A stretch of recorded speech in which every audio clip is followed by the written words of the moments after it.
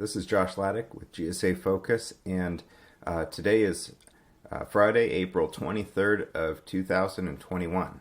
Now, what I'm going to be going over today is dated material. So, if we are out of 2021, this is likely very old and no longer applies. But in these times, this is kind of an exciting development.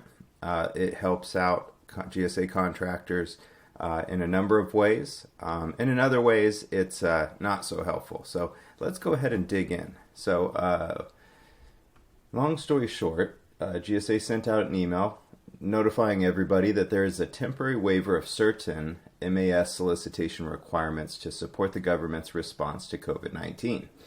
As you can see, it went out April 14th, a couple weeks ago, and I've kind of been digesting this. Basically, there is a temporary waiver, and the GSA is calling this the Acquisition Letter. So you'll see this AL throughout this this post, AL, Acquisition Letter. So there are kind of a number of headers here with little bullet points explaining everything. And what the message basically goes over is, what is this about? What's it accomplish? What does it not accomplish or not change? Who does this apply to? When does it not apply? And then what else is going on? Any other notes that they had to that they felt they wanted to throw in there? So let's just start at the top. This is a temporary waiver for 3 MAS solicitation requirements. Basically, within an offer, there are 3 items that are not going to have to be submitted in specific cases. So the items are 2 years of corporate experience. So a newer company, if they sell COVID-related products, is no longer going to have the 2 years. In addition to that, relevant project experience for each SIN proposed. So this is obviously kind of a drag to the process, makes things a little slower in the review process. So the GSA is waiving that requirement to speed things up, it seems. And the last one is the financial statements for the previous 2 years. Obviously, if a company's not been in business for 2 years, they're not going to have those financial statements. So this one really ties to the first one quite a bit. Next up, what does the AL not change? So any other vendor's instructions, all other documents that are required in an offer are still required. That's all that's saying. Additional SIN or category documents, those are still required. And the CO's just kind of general process to determine a fair and reasonable pricing, ensure compliance in other ways, and all that stuff, that's all still going to apply. That's all important stuff that the GSA can't bypass. Whom does the AL apply to? This is the important one because I was told about this. I talked on folks on the phone that don't meet some of the GSA requirements, and they got pretty excited, basically saying, it looks like we can kind of bypass the GSA's requirements here and get going on this. And as you read through this, you realize not so much because those companies were in professional services, IT. Which doesn't relate to COVID-19 efforts. So who does this apply to? It applies to MAS, large categories, subcategories, and SINs under the following circumstances. New offers proposing products, services, or solutions in direct support of COVID-19 efforts. Or existing MAS contractors adding service SINs in direct support of COVID-19 efforts. In direct support of COVID-19 efforts being the operative statement there. If you are selling products or delivering services that are not related to COVID-19 efforts, you're not going to be getting these, these leniencies, or this waiver doesn't apply to you. Very important point there. When does the AL not apply? So this is kind of its way of saying, of kind of bringing it home and saying any offers or mods that include product services that do not directly support COVID-19 efforts. And then it also does not apply to the VA Federal Supply Schedule. They're not participating in any of this, which is kind of funny because COVID-19 is a medical issue, and VA Federal Supply Schedule handles medical devices and consumables and all that stuff. So they're not helping, and that's not very helpful. But The important thing is to know that if you're not directly supporting COVID-19, this doesn't apply to you.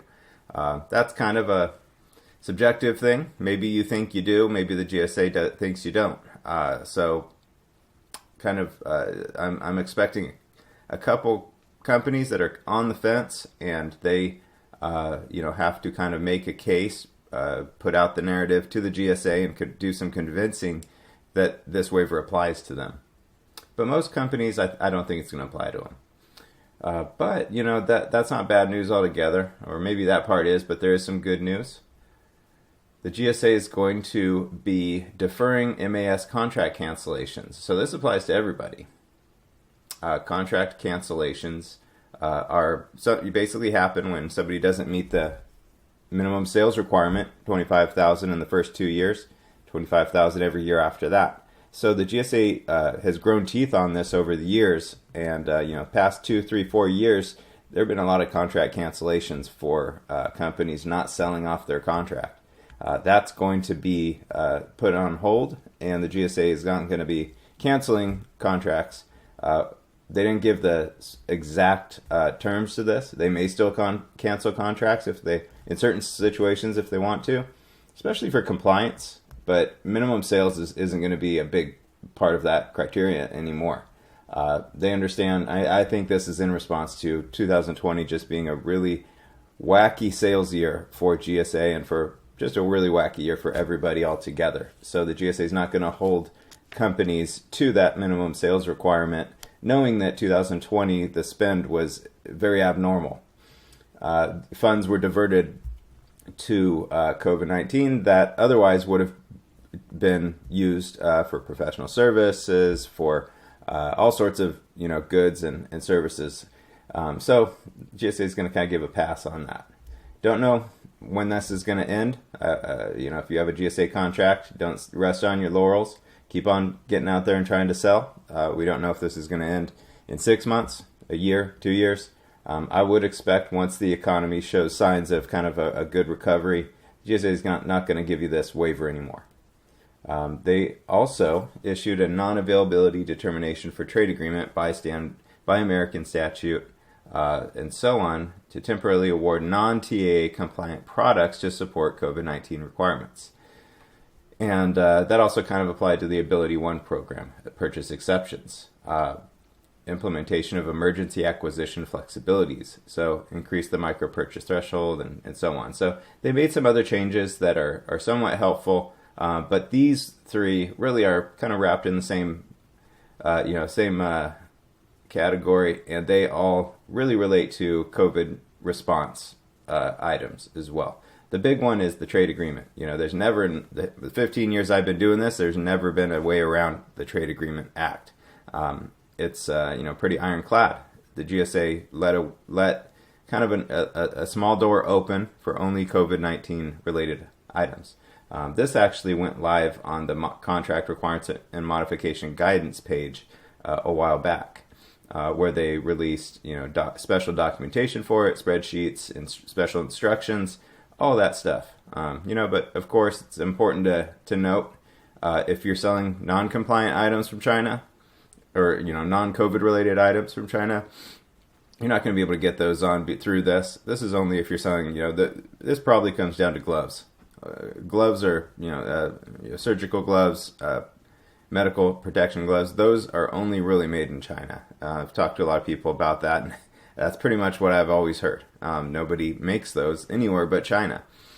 So if the GSA wants to sell those, they have to do this. And then there's a couple other items that are much more expensive or large scale produced in China and hard to get in any other countries, especially compliant countries. So yeah, that's about it. Another thing that I just wanted to throw out there is you don't see that kind of nice beige box that's in the mod area. You don't see the same thing for available offerings and requirements. So the offers, this does not relate to. If you're going after a new offer and you want to add gloves and sell China-made surgical gloves on schedule, you don't get to do that. Your only option really is to get on contract through other products and add the gloves on as a modification. But, you know, this is a 6-month process, and who knows if in 6 months this is going to still be, you know, this beige box will still be here. It's hard to say. So that's all I got today. I wanted to walk through that temporary waiver and tell you what it's about, what it's not about. Again, this is dated content. Today's April 23rd, 2021. If you're watching this in 2022, chances are everything I just said does not apply anymore. But it's good to know what's going on in the times. So this is news. Thanks for listening. I'm Josh with GSA Focus. You could click on the link below to see this page, to see kind of a rundown of kind of a too long didn't read kind of thing. And you can visit my blog to basically see everything there as well. Take care.